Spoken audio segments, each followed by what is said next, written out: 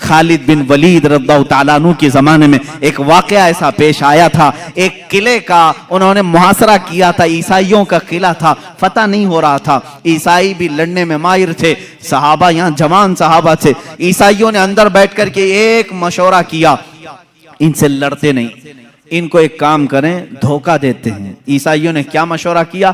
3 دن کا ٹائم لے لو اور ان سے کہو بازار سے گزرتے ہوئے آؤ۔ عیسائیوں نے اپنے پادری سے پوچھا کیا کریں گے؟ پادری نے کہا شہر کی جتنی خوبصورت لڑکیاں ہیں اور مال و دولت سب لے آؤ، راستے میں بچھا دو، ننگی لڑکیوں کو کھڑا کرو، اس لیے کہ خالد بن ولید کے ساتھ جتنے آئے سب جوان ہیں، سب نوجوان ہیں۔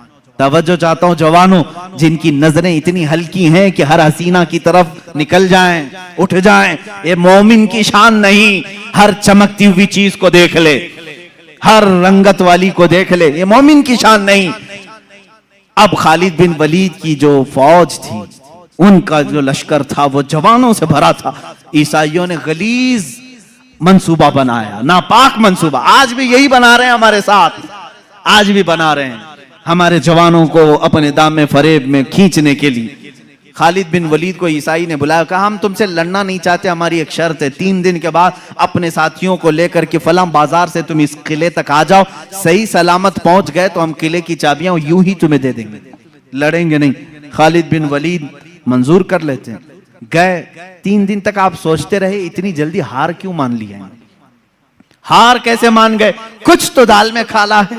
اس کے بعد 3 دن گزر گئے، اپنی فوج کو لے کر وہ جیسی بازار میں آئے، حسیناؤں پر نظر پڑ گئی، آدھے لباس میں، کچھ ننگے لباس، نیچے مال و دولت بچھایا ہوا ہے۔ یہی 2 چیزیں تو جوان کو خریدتی ہیں، ایک شباب ہے، ایک دولت ہے، حسن و شباب، اس کا دل دادا ہے یا دولت کا دل دادا ہے؟ جوان انہی 2 چیزوں کے پیچھے اپنا سارا تقوی ختم کرتا ہے، ایمان بیچ ڈالتا ہے۔ لیکن وہ خالد بن ولید کے جو جوان تھے رک گئے، جہاں تھے وہیں قدم رک گئے۔ حضرت خالد بن ولید نے پلٹ کر کے کہا اے جوانوں، آج تمہارے امتحان کا دن ہے۔ جہاد کے میدان میں نہیں کہا امتحان کا دن، کہا یہاں امتحان کا دن ہے۔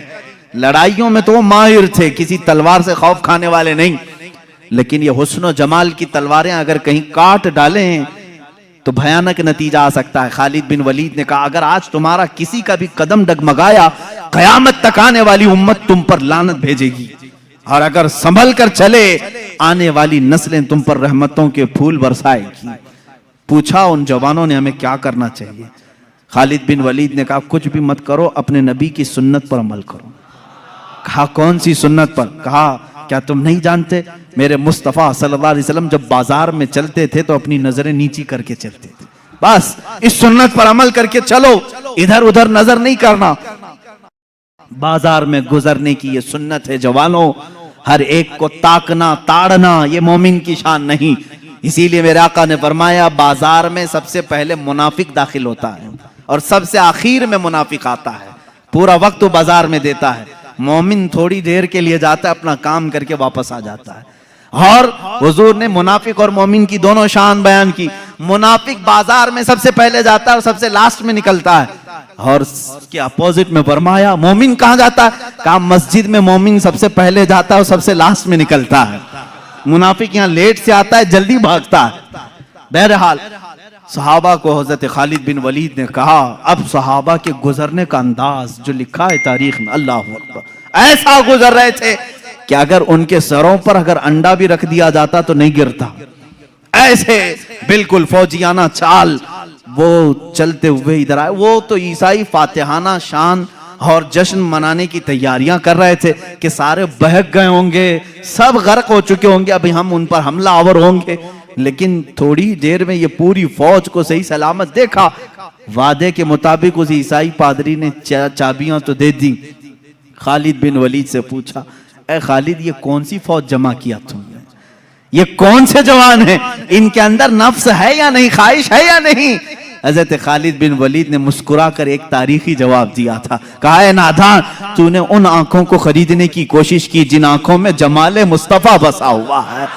پہلے سے حسن مصطفیٰ جن کی آنکھوں میں ہو، دنیا کا حسن انہیں دھوکہ نہیں دیتا۔